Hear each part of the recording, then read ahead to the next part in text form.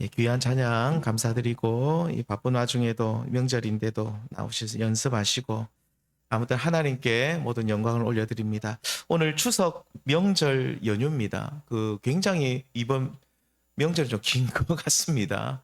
그냥 긴데 많은 분들이 고향을 방문하시고 또 오랜만에 가족들과 즐거운 또 시간을 가지는데요. 자, 그런데 매번 느끼는 일이지만 참 이 부모님께서 전보다 일 만나면 저희도 아직 부모님이 살아 계신데 참 전에 제가 어릴 때 기억하면 추석 때 저희 부모님이 굉장히 건강하신 분들이었는데 지금은 다 노쇠해지셔가지고 전에는 찌짐도 종류대로 막 구우셨는데 요새는 힘들어서 못 굽겠다고 한 두 가지만 굽고 그러니까 이게 몸이 힘드니까 하는 일도 여의치 않는 것 같습니다. 아무튼 또 우리 형제 자매들도 보면 참 전에 굉장히 활달하고 건강했는데 어느 날 보면 또 이제 나이 들었다고 또 아프다는 소식을 또 접할 때가 있죠. 세월 앞에 장사 없다는 말이 진짜 맞는 말 같습니다. 나이가 들면서 외모가 바뀌고 몸이 아프고 또 마음까지 약해지는 것을 우리가 느끼게 되는데 자, 하여튼 모든 것은 다 약해지고 다 변하게 돼 있고 그렇습니다. 자, 그런데 모든 것이 변할 때 변하지 않는 것이 있죠. 어떤 무형의 가치인데 이것은 우리가 명절 때 우리가 부모님을 만날 때마다 그분들이 가지고 있는 사랑은 변하지 않는 것 같습니다. 연로하신 부모님이지만 여전히 몸은 우리가 생각할 때 전에보다 많이 노쇠해지셨고 또 마음도 많이 약해지셨지만 여전히 자식들을 사랑하는 그 마음은 변하지 않는 것 같습니다. 사랑하는 방법이 뭐 조금씩 다를 수는 있죠. 젊었을 때는 우리 부모님께서 우리를 사랑할 때 이렇게 사랑하고 뭐 또 이렇게 이런 모습으로 우리를 또 막 이렇게 어떻게 보면 강하게 우리를 사랑하셨지만 또 이제 또 연로하시면 또 연로하신 대로 뒤에서 묵묵히 잠잠히 우리를 사랑하는데 아무튼 그 사랑은 변함이 없습니다. 모양이 조금씩 다를 뿐이지 여전히 우리를 사랑하죠. 사랑이 변함이 없습니다. 그리고 이 대부분 부모님들은 그렇습니다. 자식들의 못난 모습이 있으면 그 못난 모습을 지적하기보다는 잘난 부분을 보시고 칭찬하시고 또 자랑하죠. 그러니까 10가지 못난 모습이 있어도 한 가지 잘난 모습이 있다면 그 한 가지 잘난 것을 보고 칭찬하고 굉장히 흡족히 여기십니다. 뭐 평소에 뭐 연락도 잘 안 하고 뭐 잘 오지도 않고 뭐 그런데 어느 날 이 자녀가 홍삼 드링크 이렇게 하나 사와 가지고 부모님 앞에 오는 게 그러면 그 홍삼 드링크가 뭐 그렇게 그거 가지고 하나씩 홀짝홀짝 드시면 또 누구한테 하나씩 주면서 우리 애가 이렇게 이 좋은 걸 갖다 주고 나를 생각한다고 얼마나 자랑하시는지. 근데 이 부모님이 아무튼 부모님은 그런 것 같습니다. 우리가 잘한 거 못난 거 10가지가 있어도 잘한 거 그 조그만 거 그 하나만 잘해도 굉장히 그거를 좋아하시고 흡족히 여기죠. 그런데 우리 하나님도 마찬가지입니다. 우리가 하나님 앞에서 행한 작은 의, 정말로 주님 앞에 조금 좋아 보이는 그 모습 하나, 그것을 보시고 기뻐하시죠. 심지어 우리 생활 속에 여전히 죄된 모습이 있어도 그 죄된 모습을 보시고 그것을 막 초달하고 책망하시기보다도 우리가 하나님을 사랑하고 따르려는 그 작은 몸짓, 진짜 별거 아니거든요. 우리가 하나님을 사랑해봤자 얼마나 그렇게 사랑하겠습니까? 근데 우리가 진짜 내가 하나님을 사랑한다고 이렇게 좀 어떻게 내가 주님을 위해서 어떻게 한번 해봐야지 하면서 하나님 앞에 나와 엎드리고 기도하고 예배드리고 또 내 가진 것도 하나님 앞에 드리고 이런 조그만 작은 몸짓 하나, 말씀에 순종하기 위해서 움직이는 그 작은 의로운 행동 하나, 그것을 굉장히 귀하게 보시고 칭찬하신다 이 말입니다. 역대기서는요, 유다 왕들의 역사를 기록하고 있는 성경인데 여기에 보시면 하나님께서 유다 왕들의 죄와 허물을 크게 보시기보다도 그들이 하나님 앞에 행했던 그 선한 일, 그 작은 의를 굉장히 귀하게 보십니다. 그러면서 그 작은 의, 그 선으로 인해서 선한 행동, 그 작은 것 하나로 인해서 그들에게 큰 은혜를 베푸시는 것을 우리는 보게 되죠. 성도님들, 오늘 우리도 누군가를 볼 때에요. 그들의 허물을 보고 책망하기에 힘쓰는 것보다 좋은 모습을 좀 많이 보시고 칭찬하는 일에 힘쓸 수 있는 우리 모든 성도님들 되시기를 바랍니다. 추석 명절이죠. 온 가족이 모였는데 좀 듣기 싫은 말은 우리라도 안 했으면 좋겠어요. 뭐 눈치 없이 모이면 뭐가 어떻고 저떻고 뭐 반찬이 어떻고 또 밥이 어떻고 뭐 제가 뭐가 어떻고 저떻고 막 이런 우리가 뭐 들어도 별 기분 좋지 않은 말들 뭐 안 믿는 분들이야 그렇게 할 수가 있죠. 그렇지만 우리 속에 성령이 우리 속에 내주하시고 우리가 하나님의 자녀라 일컬음을 받는 우리들은 뭐 저 아이가 뭐가 부족하고 뭐 낮고 뭐 버릇없고 못됐다 이런 말보다는 그래도 좋은 모습이 있거든요. 그 좋은 모습 하나를 찾아내시고 발견하셔서 칭찬하시는 일에 힘쓰시는 우리 귀한 성도님들 되시기를 바랍니다. 왜 그렇게 해야 됩니까? 우리가 먼저 이런 은혜를 받았기 때문이죠. 방금 말씀드렸지만 하나님께서 그렇습니다. 만일 우리의 죄와 허물을 엄청나게 크게 보시고 책망하는 일에만 앞장서시는 분이라고 한다면 여기에 살아남을 분들은 아마 아무도 없을 겁니다. 하지만 하나님께서는 우리의 그 큰 죄와 허물보다 우리가 하나님 앞에 행했던 그 작은 의, 주님을 향한 그 보잘것없는 사랑을 크게 보시죠. 진짜 크게 보시면서 우리를 칭찬하시고 격려하시고 또 복 주시는 분이시기 때문입니다. 이러한 은혜를 입은 우리들, 이러한 사랑을 우리가 하나님께 먼저 받았죠. 또 부모님으로부터도 우리가 이런 사랑을 받았죠. 부모님도 우리를 볼 때 못한 것 10가지를 책망하기보다 잘한 것이 있으면 굉장히 우리를 이뻐하시잖아요. 그 사랑을 우리가 받았다면 우리가 받았기 때문에 우리는 형제 자매를 향해서도 우리 이웃을 향해서도 이런 자비와 긍휼의 자세로 모든 이웃을 대해야 된다 이 말입니다. 허물을 크게 보기보다 형제의 좋은 모습을 더 크게, 그러니까 책망받을 것을 크게 보는 것이 아니라 그 작은 그 좋은 모습을 더 크게 보면서 입술에 선한 열매를 맺으시는 우리 성도님들 되시기를 소망합니다. 역대하 14장에서 16장까지 굉장히 좀 긴 내용이 나오는데 남유다 아사왕에 대한 이야기입니다. 그런데 이 아사왕 또한 이런 하나님의 은혜를 입었죠. 그러니까 하나님께서는 그의 허물과 죄보다도 그가 내 앞에서 행한 그 작은 의를 크게 보시고 그에게 은혜 베풀어 주시는 것을 우리는 알 수 있는데요. 그리고 그를 보실 때도 허물을 크게 보고 평가하지 않으시고 그가 내 앞에서 행한 작은 그 선한 일을 보시고 하나님은 이 아사왕을 좋은 사람으로 평가하십니다. 하나님께서는 심지어 그를 뭐라고 말씀하냐면 너는 내 앞에 온전한 사람이다. 선한 왕이다 라고 평가하시는데, 그렇다면 우리 성도님들, 아사왕은 하나님 앞에 완전 무결하고 정말로 흠이 없는 완벽하게 정말로 그 삶이 완벽하게 잘 살았던 사람입니까? 아닙니다. 우리 이 말씀 같이 한번 읽어보겠습니다. 시작. 산당은 이스라엘 중에서 제하지 아니하였으나 아사의 마음이 일평생 온전하였도다. 자, 여기 보시면 산당이라는 것은 사실은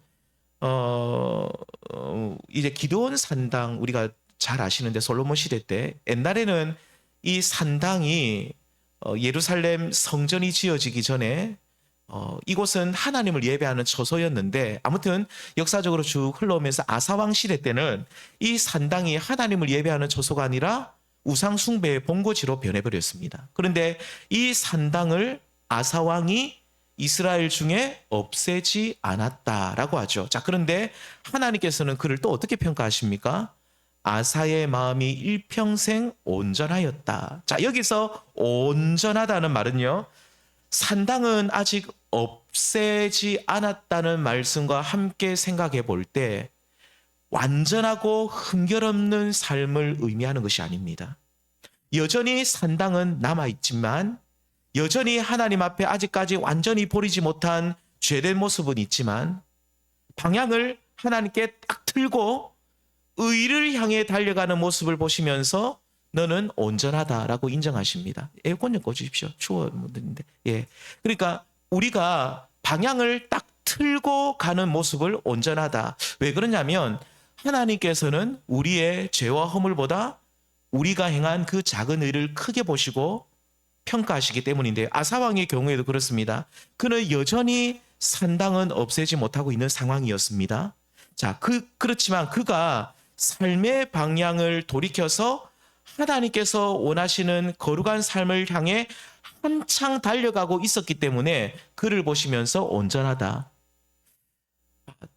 자, 우리 성도님들, 여기 계신 저와 우리 모든 성도님들께서도 그 방향성입니다. 그러니까 우리의 삶의 방향을 완전히 유턴해서 하나님께로 향할 수 있기를 바랍니다. 그러니까 우리가 자동차 운전하실 때 보면, 지금 우리 또 이제 집에 돌아가실 분들도 계신데, 운전할 때 쭉 가다가 보면 분명히 이 방향이 맞다 했는데 알고 보니까 내가 엉뚱한 길로 가면 어떻게 합니까? 유턴을 해야 되죠. 방향이 틀렸으면 유턴을 해야 되듯이 우리 인생이 거짓된 이 세상에서, 그리고 하나님을 버리고 내가 인생의 주인이 되어 마음대로 사는 인간 중심의 세상에서 유턴을 일단은 합니다. 유턴을 해서 하나님께서 기뻐하시는 하나님 중심의 삶으로 방향을 전환할 수 있기를 바랍니다. 자, 그런데 이렇게 하나님께로 유턴하여 온전한 성도의 삶을 살아가고 있는 우리들이지만 기억하십시오. 내가 삶의 방향을 유턴했다 할지라도 우리의 삶 속에 여전히 죄는 남아있다? 다 버렸다? 아니죠. 남아있을 수 있다는 겁니다. 그러니까 하나님께서 우리를 온전하다라고 말할 때는요, 완전하게 내 삶이 완전히 거룩해진 상태를 보고 온전하다고 말하지 않아요. 하나님이 말씀하시는 온전은 뭡니까? 내 삶의 방향이 하나님께로 향하는 것을 말합니다. 완전한 삶을 향해 진행하고 있는 그 상태를 온전하다라고 하죠. 그래서 아사왕의 경우에도 보십시오. 그는 그 과거 악한 왕들이 행했던 모든 죄된 삶에서 벗어나서 이제 하나님께로 방향 전환을 했어요. 그럼에도 불구하고 그 아사왕의 주변에는 여전히 죄된 삶이 남아 있었지만 그가 유턴을 해서 하나님께로 온전히 그 방향을 틀고 나아가고 있기 때문에 하나님께서는 그를 뭐라고 평가하신다고요? 너는 내 앞에 온전하다, 이렇게 말한다, 그 말입니다. 우리 성도님들도 그렇죠. 우리 성도님들께서도 내가 하나님을 잘 믿고 따른다라고 결단하고 다짐하고 그렇게 내가 삶의 방향을 전환해서 하나님께로 나아가고 있지만 우리는 여전히 하나님 앞에 부족함이 많은 그런 모습입니다. 여전히 우리는 세상의 때를 아직도 완전히 벗지 못했어요. 우리는 여전히 죄된 삶을 아직 100% 정리하지 못했어요. 그럼에도 불구하고요, 내가 방향을 돌이켜서 하나님께로 나아가면 그것을 하나님은 너무 크게 보시는 거예요. 그러면서 하나님께서는 아사왕에게 뭐라 말합니까? 네가 내 앞에 온전하다. 우리 성도님들, 온전한 성도님들 되시기를 축원드립니다. 내가 부족한 것이 있어도 괜찮아요. 일단은 방향을 틀어야 됩니다. 계속 엉뚱한 길로 자동차가 나가고 있는데 방향 유턴 안 하고 계속 전진하면 우리는 결국 멸망의 그 끝은 멸망이에요. 유턴을 일단 해야 돼요. 유턴했는데 차가 가는데 막 돌도 있고 막 거기에 막 비포장도로도 있고 막 차도가 엉망이고 구석구석 막 이렇게 막 이상한 길이 있다 할지라도 막 울퉁불퉁한 길이라 할지라도 계속 그 방향을 일단 틀었으면 다시 그 방향으로 가지 않고 계속 가야 됩니다. 차가 가다가 고장 날 수도 있어요. 고치면서 계속 가야 됩니다. 그 삶을 하나님께서는 보시면서 뭐라고 말하냐면 우리의 삶 속에 여전히 부족한 모습이 있다 할지라도 너는 온전하다 라고 평가하신다는 거죠. 그런데 우리 성도님들, 이렇게 유턴하여서 온전한 삶을 살아가고 있는 우리를 향해서 우리 하나님은 오늘 우리에게 한 가지 더 바라시는 것이 있어요. 오늘 말씀 제목이 뭡니까? 온전하며 전심으로 찾아. 두 번째는 뭐냐면 우리에게 정말로 바라시는 바가 뭐냐면 전심으로 나를 향하는 삶을 살아라. 첫 번째는 온전하라고 했죠. 온전하다는 건 뭡니까? 방향 전환입니다. 내 삶을 하나님께로 향해야 됩니다. 두 번째는 전심으로 나를 찾으라. 언제 그렇게 하라고 하시냐면 특별히 인생의 위기가 찾아왔을 때 전심으로 나를 찾으라고 하시죠. 역대하 16장에 보시면 아사왕 거의 말년이죠. 통치 말년인 36년에 통치 36년에 북쪽 이스라엘 바하사 왕이 북이스라엘과 남유다의 경계 지역인 이 라마의 성곽을 건축하려고 합니다. 그래서 남쪽 유다 사람들과 아사왕을 압박합니다. 이 거점이죠. 라마를 거점으로 우리가 이 라마성의 성곽을 세우면 이 여기에다가 우리가 군사들을 모으면 이 라마 때문에 라마 이 성곽 때문에 남쪽 유다가 결국은 우리에게로 돌아오게 될 것이다. 그리고 남쪽 유다 이 아사왕이 우리를 함부로 하지 못할 것이다. 그러면서 이 여기에다가 성곽을 만들려고 그래서 궁극적으로는 유다를 집어삼키려고 하죠. 이런 위기 속에서 아사왕이 선택했던 길이 뭘까요? 하나님께서 칭찬하신 대로 정말로 그 이 아사왕은요 이 유턴했던 사람이었어요. 계속 죄된 길로 간 사람이 아니라 유턴했어요. 인생의 방향을 전환해서 온전한 삶을 살아가고 있었고 그는 유턴해가지고 하나님께로 그 방향을 튼 사람이었는데 그가 이 인생의 위기를 만났을 때 전심으로 하나님을 찾지 못하고 어떻게 합니까? 그 아사왕이 참 안타까웠던 것은 뭐냐면 이 위기 속에 당시 강대국이었던 아람 제국의 베나닷을 찾아갑니다. 그러면서 그에게 도움 구하죠. 아사왕이 그 곳간에 은금이 많았던 것 같습니다. 돈이 굉장히 많았는데 이 수많은 은금을 꺼내어가지고 돈을 한 뭉치 들고 가가지고 아람 왕 베나댓에게 도움을 구하죠. 제발 우리를 살려주십시오. 아사왕은 성도님들 이런 위기를 만났을 때 적국의 침략을 받았을 때 북이스라엘의 침략을 받았을 때 그는 어떻게 해야만 했습니까? 전심으로 하나님께로 향해야만 했습니다. 방향을 일단 틀었으면 위기를 만날 때 진짜 전심으로 하나님께로 향해야만 하는데 하지만 그는 보이지 않으시는 하나님 보이지 않잖아요. 보이지 않는 하나님을 의지한 것이 아니라 눈에 보이는 손쉬운 방법을 선택했죠. 그게 뭡니까? 다름 아닌 자신의 곳간에서 돈을 찾아서 아람 왕에게 갖다 바치면서 그들의 힘을 얻는 일이었죠. 우리 좀 도와주십시오. 참 간단한 문제 해결 방법이었습니다. 이 일로 아사왕은 네가 나를 전심으로 찾지 않는다. 하나님께 책망합니다. 너는 온전하지만 너는 방향 전환을 해서 너의 삶 속에 죄된 삶이 있다 할지라도 방향 전환해서 나에게로 달려오고 있는 그 믿음의 길을 가고 있지만 왜 이 위기 속에서 나를 찾지 않았느냐라고 하나님께 책망을 듣습니다. 하나님이 한 번 더 기회 줍니다. 첫 번째 위기 속에서 하나님을 전심으로 찾지 않았던 아사왕에게 한 번 더 위기를 맞이하는데 얼마 지나지 않아 아사왕이 병이 들게 됩니다. 자, 이 말씀 함께 우리가 죄송합니다. 그 병이 들게 되는데 16장 12절입니다. 제가 말씀을 안 적었는데 이렇습니다. 16장 12절이면 이래 말합니다. 발이 병들어 매우 위독하게 되었다. 제 생각에는 당뇨였지 않나 생각이 듭니다. 그때 당시는 당뇨를 어떻게 이게 잘 모르니까 발이 병들어 가지고 썩어 들어가는 아마 그런 병이었던 것 같아요.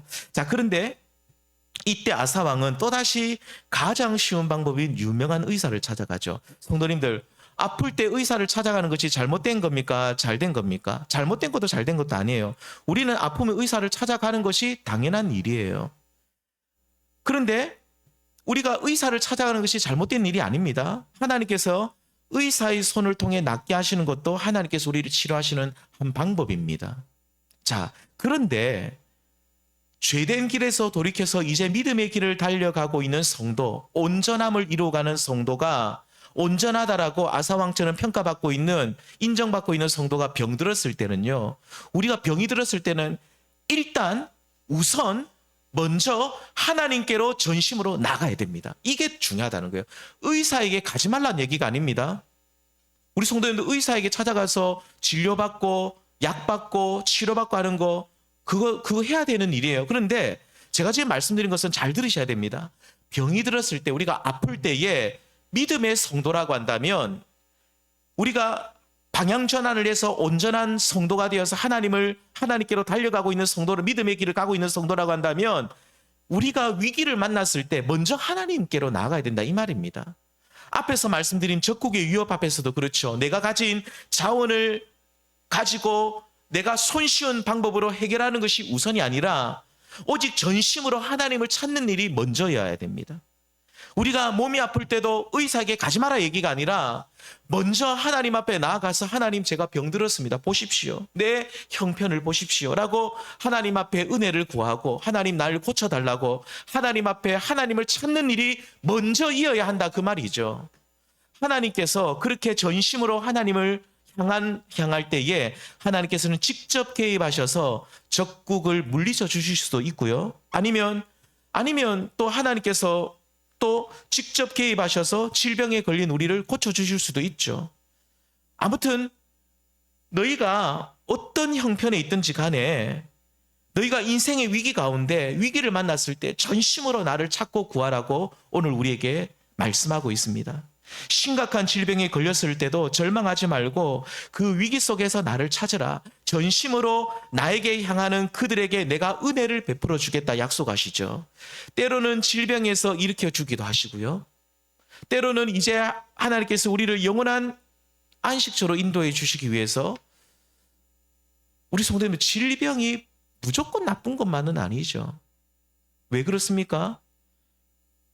우리가 일단 죽는 것은 한번 정해진 거잖아요.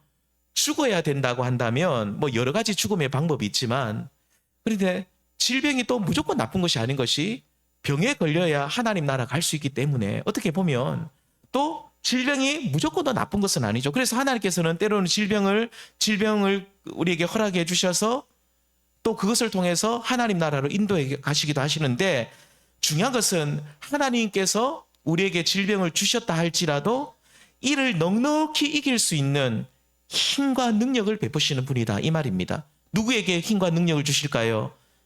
그렇죠. 전심으로 나를 찾는 자에게. 질병 앞에서 낙심하지 않고 두려워하지 않도록 우리를 도우신다라고 약속하고 있습니다.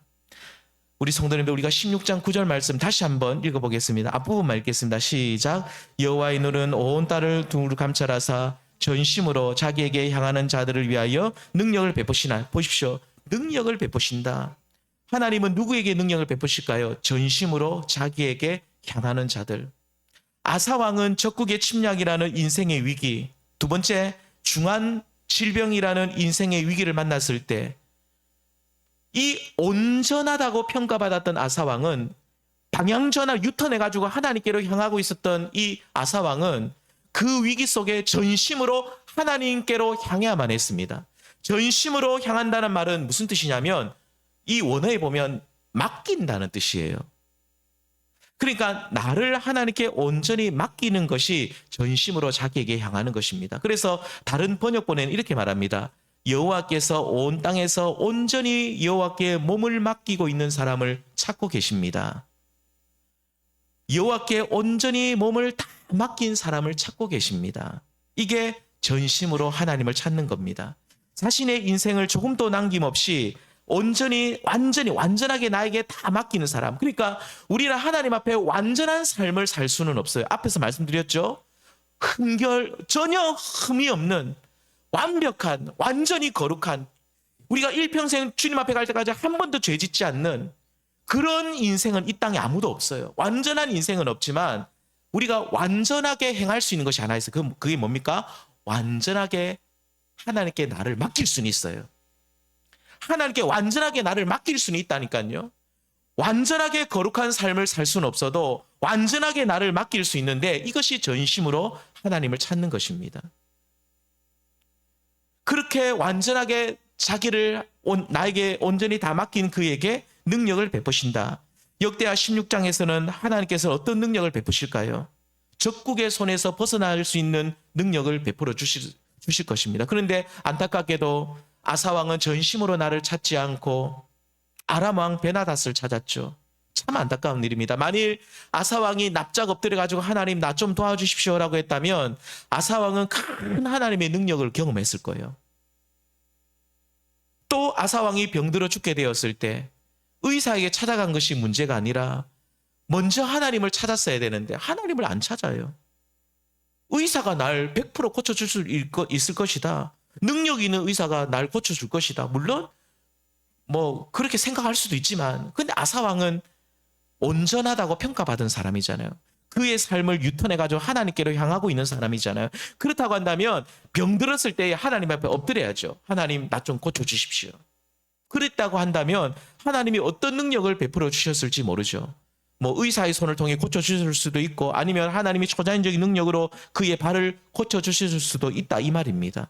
아무튼 우리 성도님들 전심으로 나에게 자기를 다 맡긴 사람에게 하나님은 능력을 베풀어 주실 줄 믿습니다. 나중에 우리가 찬양 부르는 게 날마다 숨쉬는 순간마다 2절에 보면 이런 가사가 있습니다. 날마다 날마다 주님 내 곁에 계셔 자비로 날 감싸 주시고 그 다음에 주님 앞에 이 몸을 맡길 때 어떻게 한다고요? 네, 주님 앞에 이 몸을 맡기는 것이 전심으로 하나님을 찾는 것입니다. 아사왕은 하나님께 자기를 맡기지 않았죠. 완전하게 맡겨야 됩니다. 나를 온전히 온전히 하나님 앞에 다 맡깁니다. 맡길 때 하나님께서는 능력을 힘을 주시고 위로를 주시고 그리고 어린 날을 품에 안으시고 항상 평안함을 주십니다. 성도님들 주님께서는 제자들에게 너희가 어린아이와 같이 되지 아니하면 하나님 나라에 들어갈 수 없다. 하나님 나라에 합당하지 않다라고 하는데 어린아이와 같은 성도가 누구냐면 전심으로 하나님께로 향하는 사람인데 전심으로 하나님께 향하는 사람은 어떤 사람이라 했습니까? 나의 전부를 다 하나님께 의탁하는 사람입니다. 내 삶에 부족한 것이 있고 죄된 모습이 있고 부끄러운 모습이 있다 할지라도 하나님은 내가 하나님께 나를 딱 맡기면 하나님은 날 받아주시거든요. 그러니까 나를 다 맡기는 그 사람이 전심으로 나를 찾는 사람이 나를 향하는 사람이고 그 사람에게 하나님께서는 능력을 베풀어 주십니다. 우리 성도님들 우리가 인생의 위기를 만날 때 위기를 허락하신 하나님 나는 지금 손쉬운 방법이 내 앞에 있다 할지라도 이것을 먼저 바라보지 않습니다. 하나님께 나를 온전히 의탁합니다. 나를 맡깁니다. 하나님 또 내가 가지고 있는 내 앞에 있는 이 삶의 위기와 이 문제까지도 하나님께 다 맡깁니다. 하나님 약속하신 대로 능력을 베풀어 주십시오. 전심으로 나에게 향하는 자에게 능력을 베풀어 주신 하나님 주님 약속하신 그 말씀대로 나에게 능력을 베풀어 주십시오. 이 질병을 이길 수 있는 능력을 주십시오. 아니면 하나님 내가 이 문제를 극복할 수 있는 지혜를 주십시오. 이 모든 것이 하나님의 능력이잖아요. 하나님께서 누구에게 이 능력을 주신다고요? 모든 것을 나에게 다 맡긴 사람. 바로 그가 하나님 나라에 합당한 어린 아이와 같은 성도이며 세상이 알지 못하는 하나님의 크신 능력을 경험하게 될 줄 믿습니다. 마지막으로 이 독일 나치에서 저항했던 디트리트 보네포 목사님 이야기를 좀 드리고 마치겠습니다. 이분이 아시죠? 27살에 신학 박사가 되었습니다. 독일에서 신학 박사 받는 것은 너무너무 어려운 일입니다. 독일은 국교가 기독교잖아요. 굉장히 어려운 일이거든요. 제가 그 신대원 졸업하고 에스라 성경 대학원에 다닐 때 독일에서 그 박사학위 받은 교수님이 있습니다. 이제 학부도 되게 우리나라에서 좀 좋은 대학 나오죠. 굉장히 똑똑하신 분인데 10년을 공부했어요. 10년 만에 박사학위 받았어요. 박사학위 받는 게 굉장히 어려워요. 독일에서 신학 박사학위는 굉장히 어렵거든요. 이분이 27살에 받았어요. 똑똑하죠. 자, 그런데 이분이 그 나치에 저항을 했습니다. 그래서 히틀러에 대해서 저항을 했죠. 히틀러가 행하는 그 유태인 학살은 하나님이 너무너무 하나님의 뜻이 아니에요. 아무튼 그래서 그 이야기는 다 빼고요. 아무튼 나치에 저항을 하다가 히틀러에게 저항을 하다가 감옥에 들어가게 되고 1944년 성탄절 때 약혼녀가 있습니다. 마리아 폰 베데마이어라는 자신의 약혼녀에게 마지막으로 편지를 보내는데 그 마지막 편지가 보면 시로 이렇게 쭉 적은 글이 하나 있습니다. 그게 선한 능력으로라는 그 시인데 제가 다 중간이 너무 길어서 중간에 빼고 세 부분만 읽어드리겠습니다. 선한 능력으로라는 시인데요. 선한 능력에 우리가 고요히 그리고 성실하게 둘러싸여 있으니 어떤 일이 닥치도 우리가 용기 있게 마주하리라. 죽음을 앞두고 있거든요. 근데 용기 있게 마주하리라. 두 번째, 만일 고통이 우리를 짓누르고 우리의 힘이 바닥나서 우리가 당신의 손에 우리의 영혼을 맡길 때 당신의 권능으로 우리를 강하게 하소서. 내가 자기의 영혼을 맡길 때 당신의 권능으로 우리를 강하게 하소서. 마지막입니다. 선한 능력으로 아름답게 보호를 받고 우리가 확신에 차서 기다리나니 하나님께서는 밤에도 아침에도 우리와 함께 계시리라. 그는 날마다 우리를 도우시리라. 아멘. 자, 이 시를 남기고 마지막으로 그 다음에 4개월 후에 1945년 4월 그 나치 패망 2달 앞두고 독일 그 수용소에서 교수형을 당하고 하나님 나라에 들어갔습니다. 이 보네퍼는 그의 고백처럼 차디찬 감옥에서 교수형을 기다리면서도 하나님의 선한 능력을 그는 경험했죠. 그러니까 하나님의 선한 능력이 이 감옥에서도 나를 두르고 있다는 거예요. 그 선한 능력이 나를 감싸고 있다는 거예요. 온몸을 감싸고 지금 내가 죽음을 앞두고 있지만 내 영혼을 평안케 하시는 하나님의 큰 능력을 그 감옥 안에서도 경험하고 있었고 그 하나님의 능력, 그 선한 능력이 너무 자신의 삶을 감싸고 있는 것을 그는 경험하면서 이 시를 마지막으로 적었는데요. 우리 성도님들, 이렇게 하나님의 능력은 우리를 붙들어 주시고 우리가 어떠한 위기와 어떠한 상황 속에서도 그 능력이 우리 가운데 임하면 우리를 평온케 하십니다. 그래서 사람들이 다 죽겠다라고 아우성쳐도 하나님의 선한 능력에 감사한 성도는 두려워하지 않고 오히려 담대하고 그 평안을 지켜나간다, 이 말입니다. 보네퍼 박사님께서도 감옥에서 이러한 하나님의 선한 능력을 경험했고요.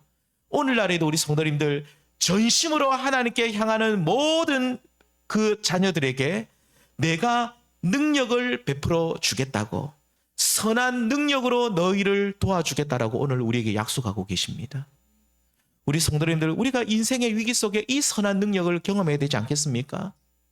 그러니까 이 선한 능력은요, 때로는 우리의 상황이 하나도 바뀌지 않지만 이 선한 능력이 우리 가운데 임하면, 우리의 삶 속에 이 선한 하나님의 능력이 임하면 우리의 삶이 진짜 한 바다처럼, 참참한 바다처럼 그 모든 인생의 풍랑이 다 사라지고 정말로 우리의 인생의 그 말로 형용할 수 없는 하나님의 평강이 우리의 삶을 붙들어준다, 이 말입니다. 그래서 하나님의 능력의 열매를 저는 그렇게 성경을 읽을 때 하나님이 주시는 평안의 열매, 그 능력의 열매는 평안이라고 저는 봅니다. 그래서 우리는 능력을 받으면 평안한 삶을 살아갑니다. 죽음의 위기 앞에서도 평안하고 고통의 위기 앞에서도 평안하고 우리를 죽이려는 적국의 위협 앞에서도 우리는 평안할 수 있다는 것이죠. 우리 사랑하는 성도님들, 우리를 하나님께 온전히 다 맡기십시오. 전심으로 하나님께 향하십시오. 그러므로 하나님의 선한 능력을 경험하시는 모든 성도님들 될 수 있기를 축원드립니다. 말씀 요약입니다. 2가지입니다. 첫 번째는 죄된 삶, 세상을 향하던 생활에서 이제 하나님께로 유턴하셔서 하나님께로부터 아사왕처럼 너희는 온전한 사람이라는 칭찬을 받으십시오. 두 번째, 우리의 삶 속에 온전한 성도라 할지라도, 믿음의 길을 달려가고 있다 할지라도 우리는 인생의 위기를 만나게 되어 있습니다. 그 위기 속에서 전심으로 하나님께 향하는 우리 성도님들이 되셔서 하나님의 그 선한 능력을 맛보시는, 그 선한 능력이 우리 가운데 임해서 문제도 해결되고 우리의 삶도 평안하고 하나님이 우리의 모든 것을 붙들어 주시는 그 은혜를 누리시는 그 선한 능력을 경험하시는 모든 성도님들 될 수 있기를 주님의 이름으로 축원드립니다. 기도하시겠습니다. 하나님,